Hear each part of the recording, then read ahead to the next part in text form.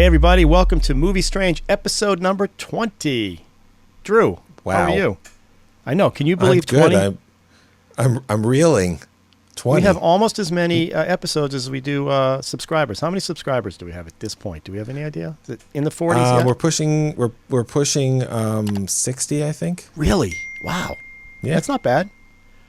And that's funny. When I this cruise was around recorded, YouTube so. a little bit to watch other people's. There's other stuff that kind of does what we do, and some of them have the same amount of subscribers. I know, not as well, I don't think. But all right, do we remember where we were last week? This was, let's call this what would we call this?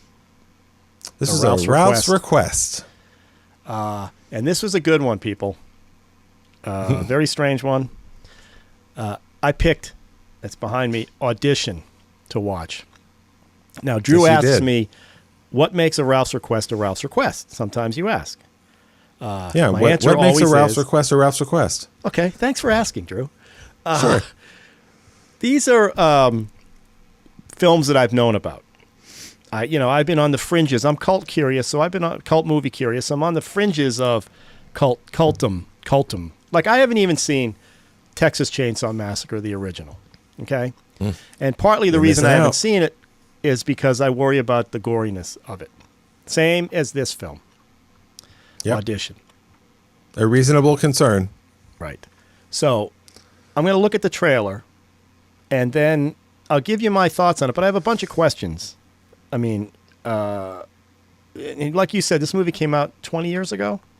1999, yeah. Yeah, so maybe some of the shock has been dissipated a little bit by all the filmmaking that's happened between 1999. Well, look, let me put it this way. Yeah. When you haven't seen these movies, especially these movies that you know about, even if you watch them and you're like, wow, that really was horrendous, it's never going to be as lunatic and as crazy and awful as you imagined. Like, if I tell you in Texas Chainsaw Massacre, a man wearing a mask made of human skin picks up a girl and puts her on a meat hook. Whatever you're seeing when I say that is not as graphic as it is in the movie. It's very disturbing, but you're imagining a level of gore that would put you off. And this movie is just as violent, and certainly, I mean, it's gore. There's bloodshed and stuff, but it's not a splatter movie, because this director has made those too.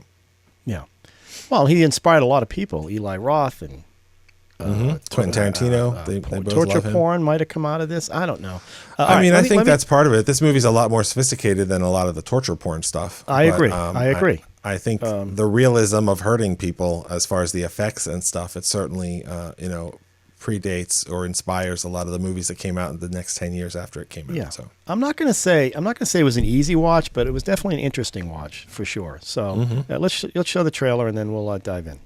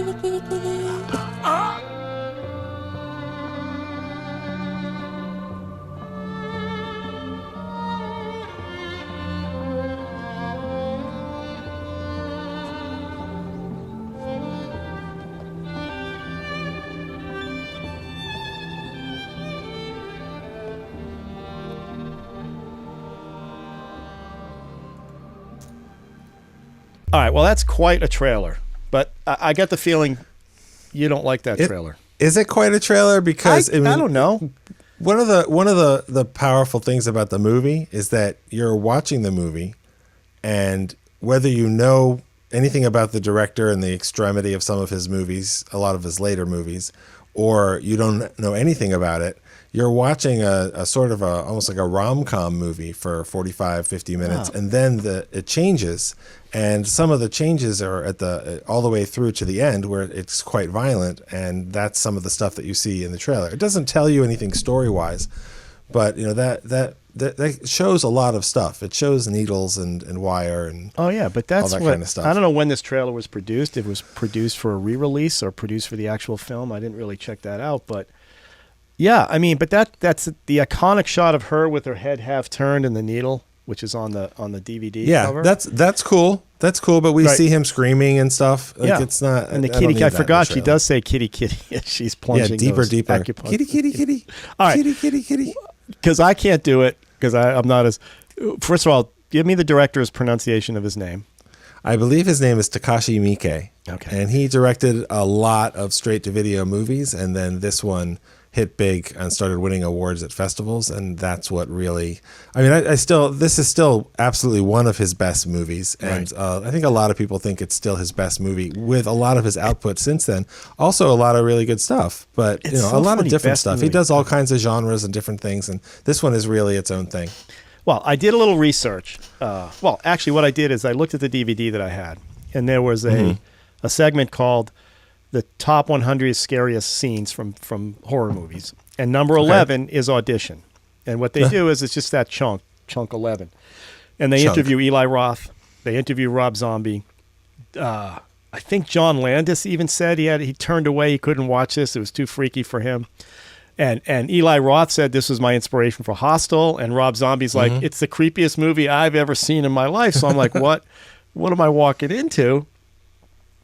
And I don't know, maybe they recorded that 20 years ago before all the tour. Well, Eli Roth, it couldn't have been because he had done Hostel. Because to me, it's fairly tame. Yes, it's disgusting. There's some disgusting stuff that happens in here. Anyway, why don't you give a little plot synopsis? Well, part of your reaction is, and it's not your fault. It's just what happens when you don't see something for a long time that is hyped. Again, whatever you imagined is probably more graphic and crazy than what's in the movie. What I think about the movie, though, the violence is very disturbing, but how we get there and the story of how we get there is what's really disturbing, because the basic structure of the movie is there's a man, he's a TV producer. At the beginning of the movie, he has a young son and his wife dies from cancer. That's the beginning of the movie. Then we cut ahead to 7 years and his son is older, basically high school age. And his father is lonely and doesn't know how to meet somebody and misses his wife. And so his friend says, well, we make movies. Why don't we have an audition and we'll find you a girl? What could go wrong? So they have an audition and they bring in 30 young women. And the whole thing is really gross because that's such an exploitative and cruel thing to do. There's no movie that they're about, and so these women come in and show their talents and take their tops off and answer all their questions and all that kind of stuff. And the way the movie is set up, the main character, he's the one who's going to benefit from the audition.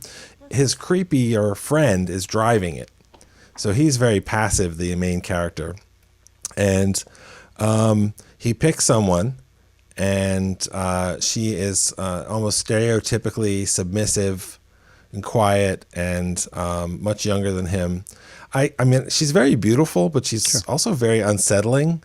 And part of that is the way that her beauty plays the character. Like, she really embodies this little white dress, perfect little quiet, unassuming person. Yeah. And then shit gets really crazy, and it stops being a rom-com. It switches gears very powerfully without throwing out what was already there, which is great. It doesn't suddenly become it's not like From Dusk Till Dawn turns into a vampire movie halfway through the movie, and if you liked the first half, you'll probably like the second half, and if you saw them as separate movies, you'd probably enjoy them. It's fun that they're together. This movie builds in a totally unexpected direction. And unfortunately, because you hadn't seen it, it's been 20 years. And I'm going to confess something. That loses power. Which I've already confessed to you, but I'm going to confess to our audience. That as I was watching this, I should have been more awake. I picked a time that I was probably shouldn't have watched the film. And what was happening was I was drifting a little bit. And I would wake up or aware that I was drifting, and then I would immediately rewind a few minutes to see what I missed. So I have to say, it made the film even more disjointed than it should have been for me. I would shouldn't have done imagine that. I understand it was a bad way to watch it. You had your own dream sequence. Right. I caught everything, but then I started thinking back. Did I catch that? Yeah. So there's all that precursor to him doing the audition and set. Now they're together and they're going out on these little dates, but they're always flashing back to her childhood, I guess. Which was her. Well, we start to see memories of her very. Well, let me ask one awful, question before I childhood. get the scene that we see in the trailer of the phone ringing, and that scene where she's looking through her hair and that little smile, and then that sack does its thing. Okay. Yep. I'm a little hazy on when that happened, and I apologize for that. But when in his process of dating her did that phone call happen? Just to get my head clear around that.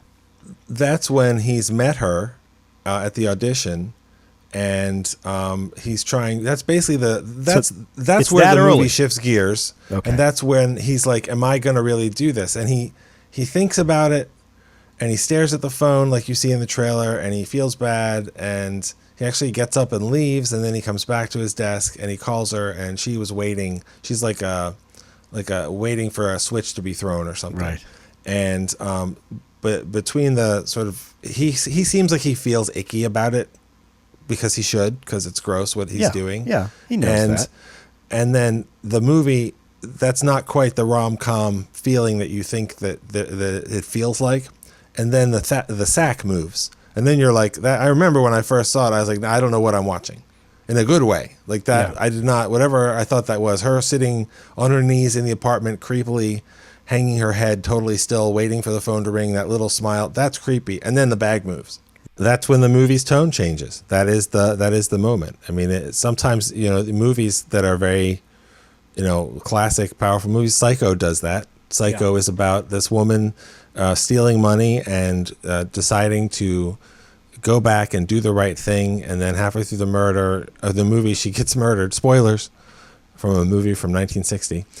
She gets murdered, and then the movie is about the man who murdered her. And that's quite a twist when you see it if you don't know anything about it, but it must have been stunning, 70 years ago. Or whatever. Oh, I can't. Yeah. Well, you're talking about Psycho now. Yeah. No.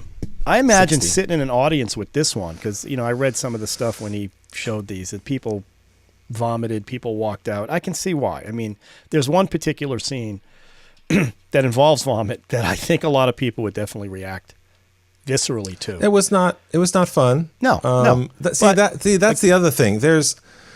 And you and I don't know if you want to talk about this now or you want to talk about it later. There's a whole chunk of the movie. It's not when the tone changes, but there's a whole chunk of the movie that is a dream.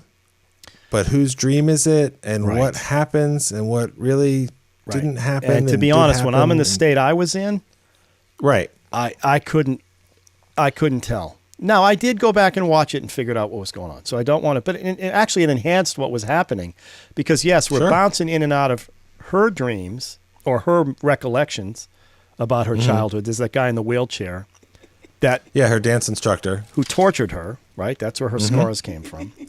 Her burn scars. Her thigh, yep. Her thigh. Now, there's a lot of, as she's dating our guy, she's saying you can only love one person. Right. She kept saying you can only love one. I'm not quite sure when he realized he was in trouble until that scene where he takes the drink. I'm not quite sure when he realized there may be trouble here. Can you explain that one to me? Well, here's the thing about this movie. If you look back at the part of the reason that the dream sequence stuff at the end is I don't want to say confusing because I think it's more that it's open to interpretation. No, I was saying as confused. Opposed. Yeah. No, I understand that. I'm saying the way that it's structured. I don't think it is confusing because it doesn't make sense or doesn't have intent by the director. Some of it is like a David Lynch kind of a feel where it does have a dream logic to it, and and that's a compliment. I love a lot of those movies, but the question is, where does that dream sequence even begin? Does it begin when he realizes that his drink is has been drugged and he becomes paralyzed and he falls on the floor? Or does it begin when he's on his little weekend away with this woman and he wakes up in the morning and she's gone and he can't find her, and he searches out her past and finds the dance studios and finds it's closed, but her instructor's in there, because halfway through what is clearly the dream sequence, he wakes up in bed with her, and she's still there, and he still has his feet and all that kind of stuff. And then suddenly he's back in his home. Well, also somebody was giving him what's real and what isn't real is confusing. But someone was giving him information about the dance studio, right? I forget where that. That's the thing. That's the thing. He's seeing things that he doesn't. Like, he wasn't in the apartment. He didn't actually see her. Nobody told him. Well, she throws up in a dog bowl and gives it to this man that she mutilated and left pieces of at a different crime scene. And like, he shouldn't know any of that stuff. And so some people I think have watched the movie and said, well, he must be drugged and she's whispering to him who she is or something, which is, I mean, that's fine. You can interpret it like that. I kind of think what's more interesting is, whose dream is it?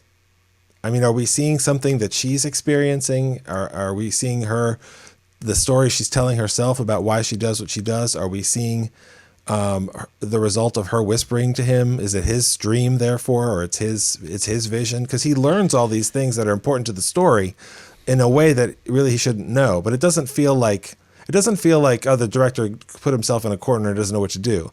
It feels like he really pushes the idea that this movie is about these two people, but both of them do villainous things and both of them are sympathetic.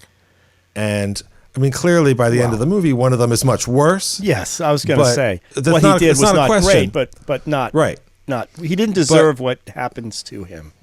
Right. And he certainly didn't deserve to have his adorable little beagle dog killed. So, there's that. And we'll get to another thing, but that happened. Okay. So yes, all this stuff, right. Whose dream is it? How's he getting the information? It's keeping us a little bit confused because he does wake up. He's ready to have sex with her. He wakes up in bed. She's gone. That's when he starts dreaming about the dance instructor and the bar that she worked at or something. Yeah, maybe that's a dream. I don't know. Yeah. Okay, but I don't know why a dance instructor would be in a boarded up studio playing the piano with his feet that he actually has to break into. It seems like she eventually got her revenge on that guy, right? Because his feet were stuck on wood. I don't know. Well, depending on how you read it, his feet were severed and reattached and put on wood, and he was in a wheelchair. But also, we saw him get his head cut off by the piano wire. So, is he dead? Is he alive? That's a good image, by the way. The way she does that. All right, let's get to it. Let's get to the scene that, according to something I read, the studio pushed him to do the torture scene. He wasn't going to actually go through with it. And the studio's like, well, if you're in this far, do it. So we talk about he has that scene where we know she's poisoned his drink. Right. And he drinks it, and you see him fall stiff and forward to on the floor. Back, yeah. And that's one of the first times we have his dream sequence where he bumps into that sack, the guy in the sack, or the whatever person in that sack. Right. And which I guess is her old boyfriend. It's not clear. Right. You can see he's mutilated. He's missing fingers. Mm-hmm. He's got one finger left that he's doing this. Yeah. She feeds him the bowl of her vomit. Mm-hmm. All while this guy's now he's watching all this. In this dream, I guess it's a dream. It reminded me, of course, of A Christmas Carol. Yeah, I'm sure it would, right? Yeah, that's a good analogy. I didn't even think of that. And he's witnessing. Wow, that's amazing that you would pull that one. John would never watch this version of Christmas Carol, though. This would be out. More vomit for everyone. Too much for him. So we're watching him freak out because he's seeing what's going on. That thing crawls out towards him. Okay. Now we're back. He's seeing something he shouldn't see. He's never been in her apartment. Yeah, why is he seeing that? So is it the chemicals, whatever the poison is that they created to paralyze him is doing all this? And then we're back in his living room. Right. And now it's her dressed in the leather. And now you just saw that he sees his beagle got killed. Yep. And she comes out of that closet wearing the leather. The imagery you see in the poster. Yeah, the needle, wearing the leather, and all that. iconic And now we image get of into the needle and actual the leather apron. torture Yep. of this man. And I have to say, it wasn't so bad. Torture's bad. I'm not saying that. But as a viewer, yeah, it's freaky to see someone putting acupuncture in somebody's chest, and every time she's sticking it in, she's going kitty kitty. I don't know what that's about. That's why that's part of, other than the actual thing that she's doing, that's part of why I find it so disturbing, because she's actually insane.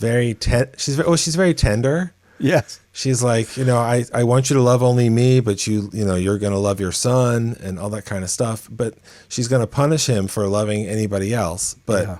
of course, who she's punishing are complete innocents. The son has nothing to do with it. Well, I wanted She to get to obviously wants that. kill We'll get him. to that in a second. The dog has nothing to do with it. She killed him. Right. I'm watching all this torture, and I knew the son was going to come home. I just knew it. And that's when I was getting nervous. I hate to say it. That's when I was getting nervous, because I'm like, okay, I knew what was going to happen to this guy. I didn't want anything to happen to the kid for some reason. I was really feeling. Right. I was feeling. Well, because he's a total innocent. Total innocent. And she was relishing.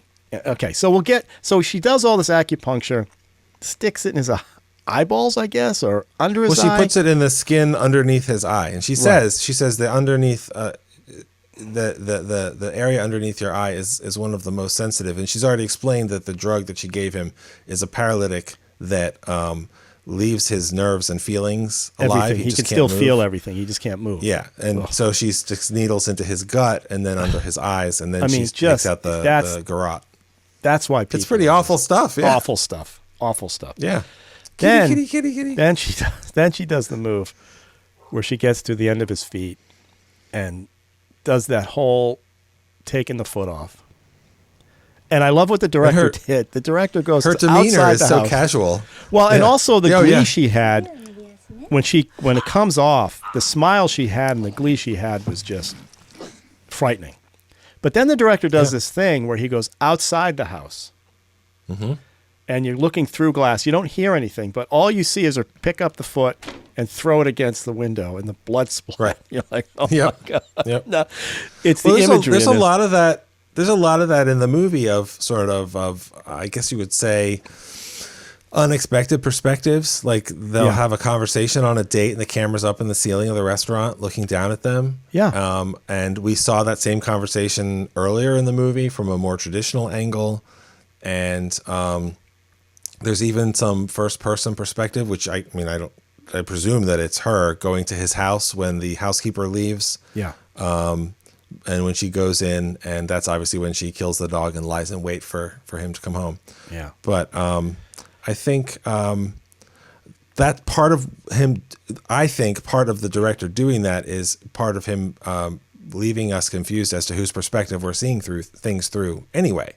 Like the dream sequence, whose dream is it? What's happening? All this kind of stuff. I mean, if there's a villain, of course it's her. Yeah. Because she's clearly a murderer, torturer, all this kind of stuff. But she also has been the victim of horrific abuse, some of which she talks about and most of which we see. And the only thing she knows, like since she was a very little girl, the only thing she knows how to express herself in ultimately is violence. Right. And so that's why there's a tenderness to the way she tortures him that's really unsettling. Yeah. Really unsettling. Yeah. Like, look at this nice thing we did, cutting off your foot. Right. That kind of, like, it's really. She was so happy. It was so gleeful. Ugh. Not gleeful. Gleeful, satisfied is more. She was satisfied. Yeah, satisfied. And that's super creepy. Yep. And then the poor guy's just getting, the needles everywhere. He's freaking out. Then the kid comes home. And that's when I started going, okay, no, I can't. They can't do this. And I figured, why wouldn't they do it at this point? He's done everything else. And like you said, like I told you, Eli Roth, this is the guy who was actually in Hostel, right? He plays one of the guys who we don't see him do anything. He's in just one scene. Right.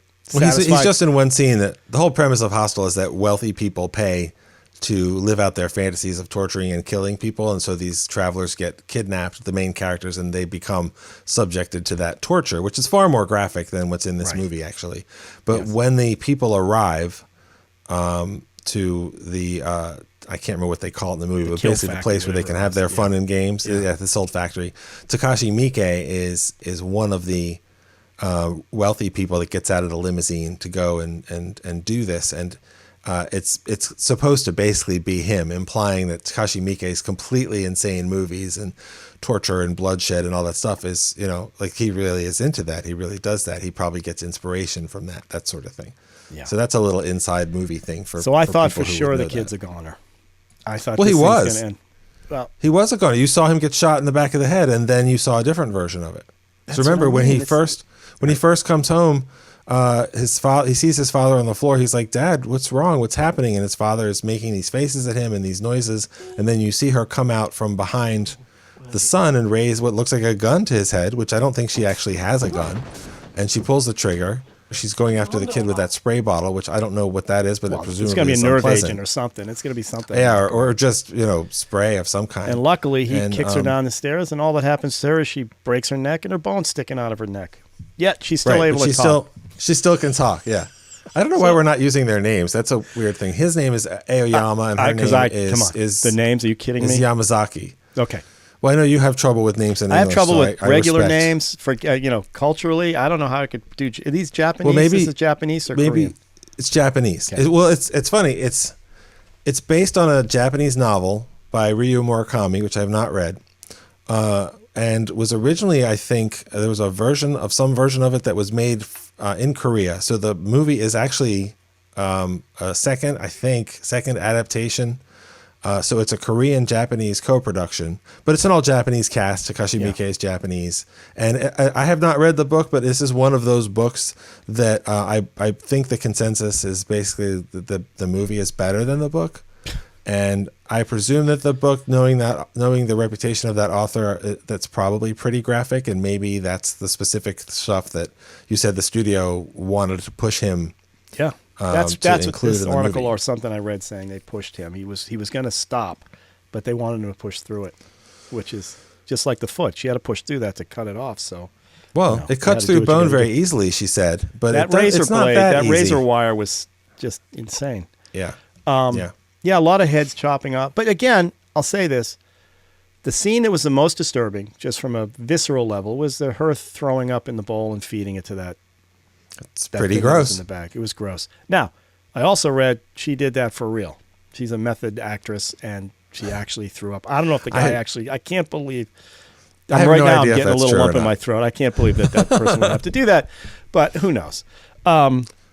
I mean, the reason that's a little less than credible to me is you don't actually see her throwing up. You hear the noise. You hear it, yes, you hear it. And you see her bent out like behind a doorway, and then she walks towards the guy with a bowl of what basically looks like milk with some chunks in it. Yeah. So the actor is definitely burying his face and drinking what's in the bowl. But if the idea is that she actually threw up and then actually fed it to him, why don't I see her throw up? Well, I don't think she. I want to see her throw up, but I don't think she actually threw up and then fed it to him. She may have made herself throw up. There was quite a volume of liquid in that thing, so who knows? Yes. It probably is just some bull crap that they said. But anyway, the thought of it's enough, and I think that's probably why a lot of people ran out. And the kitty. I mean, yeah. Now I may go back. I told you I would never watch this film again because I don't need to. I've seen it. I'm done. Great. Saw it. Mm-hmm. But I have to admit, I think there might have been stuff I missed or was in my cloud, and I might want to go back and just check it out again. Skip the whole torture scene. I don't need that. I've seen that. To get more of the nuance, because to me, there was a lot of nuance in this film. There was some message he was trying to get across here, and it may have been misogyny. It may have been.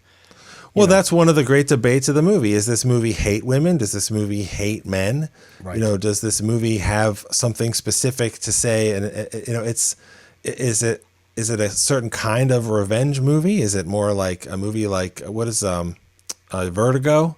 Yeah. It references a variety of different movies and variety of different perspectives, and I think that there are a number of legitimate interpretations. The thing that I wanted to say, I mentioned this to you before we started recording. This movie's from 1999, right? So a lot has happened in the world, just in general, because it's been essentially a generation. But one of the things that has happened is the Me Too movement and a more frank public reckoning and discussion of the actual lives of women in the world and in the country. And this is a movie that I felt it has a connection to a lot of other movies that came before it. in terms of the themes and what it's about, but it also has connections to movies that came after it. I'm not saying that it directly inspired Promising Young Woman, but Promising Young Woman is a story about a woman who suffers and gets a kind of justice for it. And I don't think that's completely disconnected from what Audition is about, because both of the movies do unexpected things with that and have more nuance, and I guess are kind of smarter as a story than you would expect the movie to be as far as revenge. Like, it's not just that, he lied to her about this audition, so she got hers, because her getting hers is so extreme. But she's also the she victim didn't know that. of such extreme abuse. But she still didn't know that that's what went on. Right? Oh, see, I think she knew. How did she figure that one out?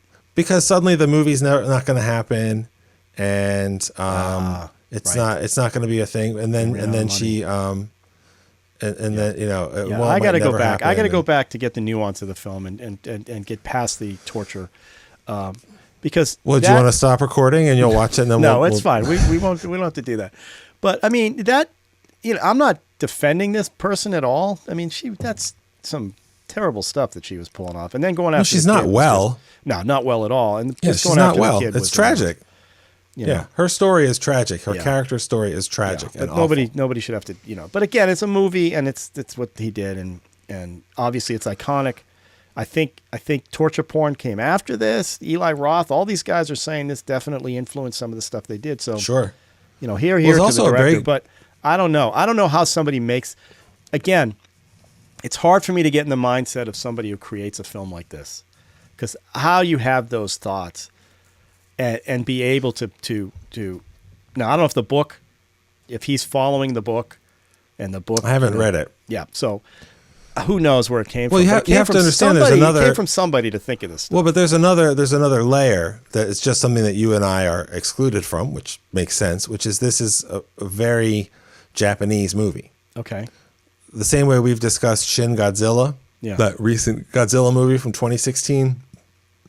Just the way that the government responds to the threat of a monster, and the way that the bureaucracy works, and the way that people express themselves, their emotions, their fears, getting the job done to protect Tokyo, all this kind of stuff is very Japanese. There are cultural differences. I go, that is different. And so there's a lot of things you can relate to in this movie about the way men and women relate to each other, date, all that kind of stuff. But there's also, I think there's some very specific Japanese things that I've read about, but I couldn't see the movie and get that, as far as just how stereotypically submissive and objectified this woman is, and the way that women in Japanese culture have been, traditionally for a long time.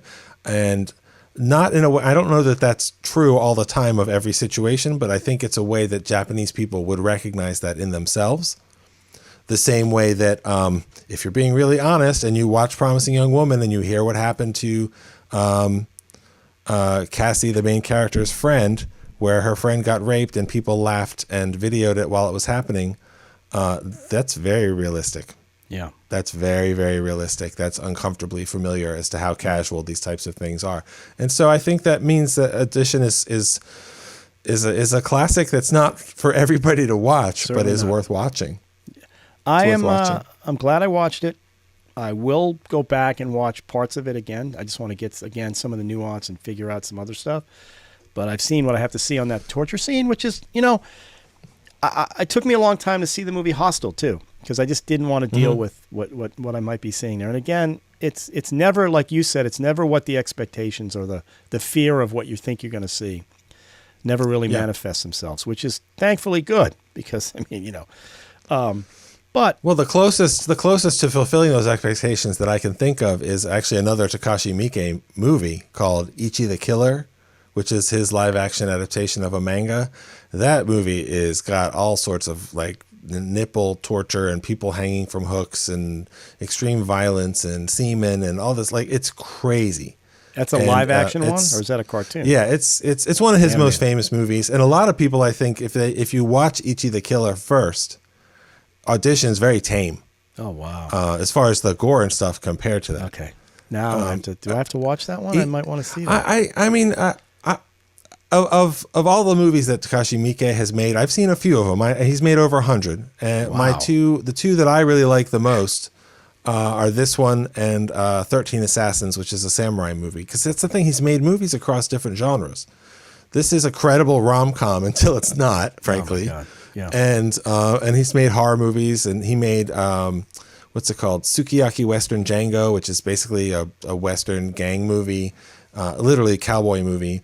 And he's done a lot of different stuff. He did Happiness at the Katakoris, which is a family-friendly, lighthearted musical, which, because it's Miike, I guess you'd sort of expect them to start eating each other halfway through the movie. Wow. But he's done a lot of different stuff. But, you know, you make 100 movies, some of them, if you know what you're doing, some of them are going to be crappy, and some of them are going to be good. He's done a bunch of Yakuza gangster movies. I haven't seen a lot of his stuff. But he's known as this guy who makes these really disturbing things. Do you remember that series Masters of Horror that was on Showtime? Yep. He did an episode called Imprint that they didn't run. Oh, really? They were like, this is too disturbing. I have it. Wow. It was released on DVD eventually, so I have a copy of it, and it is quite disturbing. Really? But it's interesting that they gathered all these international horror directors, like, you know, John Carpenter and all these different people, and they made one that even they were like, yeah, we can't show that, and it was by Miike. So well, it makes me want to watch that. I think. I don't know. Well, I'll loan it to you. You can check it out. I would love to see it. Just don't fall asleep, because you will be more confused. Yeah, if you sleep halfway I through apologize these movies. for that, and I shouldn't have. It's just when you do these podcasts and you kind of, movies are like homework. You try to find the times to do it, and I knew it wasn't the right time, because I knew I'd drift, and I really wanted to see it, so I kept going back. I'm going to do it again, like I said, except for the last scene, and I want to just catch some other stuff. So that'll be good to watch it with a clear head. If you have more thoughts after you watch it again, then the next episode, we'll bring it up. I have no problem with that. Bring it up. Let me know what you think, because I think it is worth seeing. I mean, I hadn't seen it in many years. I recently got the Blu-ray that Arrow put out in 2009, which is a lot of great extras. It's the best looking and sounding the movie has ever been. So it's very good. But I probably haven't seen that movie in at least 10 years. Yeah. And Kelly ever watched that film? She watched it with me 10 years ago or more. And then when I said that Ralph brought it to the show, she said, you can watch that again without me. But it's funny, because just like you, though, as I was remembering those scenes and dreading those scenes, I mean, you know me, I remembered that the dog died. Yeah. I also remembered that you don't see her kill the dog or anything like that. The dog doesn't look like it was tortured. She probably strangled it, so it's laying there. And I have a soft spot for beagles, so that particularly upset me. But I pictured her mutilating and torturing these people. And some of the stuff that I remember, it wasn't that graphic. Yeah. It's still pretty graphic. It's and graphic. It's as awful I as don't want to sit remember. here and say you let anybody watch it, but it's not the level. Kill Bill is way bloodier, but it's also less serious. Yeah, RoboCop is way bloodier, but it's also less serious. It's cartoony. This is real. I mean, she's sticking those needles. It feels pretty real. real. Watching the needles go into the chest, and she's kitty. It's like, oh my God. Yeah. All right. Good one. I recommend it. But I don't ever want to see it. You brought again. it. I'm glad that you brought it and that you watched it, and I'm proud of how brave you are. I'm not brave at all. I'm going to watch other ones, so that'll be fine. So you brought another 2x4. Now it's time for 2 movies, 4 words. What do we got here? We've got Summer Lonely Mommy Sex and Extreme Anxiety Ass Monster. Oh my God. Believe it or not, these are both lighter than the movie we just discussed. I do believe it. Extreme. You know what? What the hell? I'm going Summer Lonely Mommy Sex. Okay? Call me bad, whatever. I don't care. What do I got? You may have seen this, and if you have, you probably haven't seen it for a long time. But this movie is David O. Russell, the director of Three Kings and American Hustle and all those movies. It's his first movie, starring Jeremy Davies, called Spanking the Monkey from 1994. Another have you one seen it? I knew about, have not seen it. I know about it. I know what's going on, but I've never watched it because of the subject matter. It's very good. It's very incestual, good. I believe. I believe I might be. Well, right I mean about there's. I don't want to give anything away. It's also got a lot of great people in the cast. Jeremy Davies. It's one of his first movies. He's a great talent, and It establishes it fits his weird energy, and it's another movie I haven't watched in a while. And some of the movies I'm bringing, I love them and haven't watched them in a while. And so when you pick them, I'm excited to revisit them. So Spanking the Monkey by David O. Russell. Okay. Spanking the Monkey. Good choice. Which is a euphemism for an activity that will be discussed in the movie. I have heard that. And it's not actually about animal abuse. I hate to quote Woody Allen, but I will. It's sex with someone you love. So that's totally fine. Well, and sometimes when you're trying to spank the monkey and the dog won't leave you alone, as happens in this movie, other choices get made. That's okay. Enough said. All right. Good job. I enjoyed that. The Ralph's request. That was a Ralph's request. Yes, I have a couple of those, more of those coming down the road. But until then, enjoy some cult films. Drew, have a good week. Thank you, too. I will watch Spank the Monkey, and we'll talk about it next time. You watch it however you want, but I recommend that you be awake and watch it all the way through. I am going to be awake for this one, I promise. You could watch it with Maria if you want. It's about family stuff. I don't think that's going to happen. And I will rewatch bits of the other one. I'm going to talk to you on the next episode about some of the thoughts I have. We'll revisit Audition a little bit because I do want to clear some things up. Yeah, you're going to slice off some chunks of that movie and review them. I get it. That's cool. You just got to get the thing just right. It works great. So that's right. All right, brother. I will see you on the next one. See you, Ralph. All right.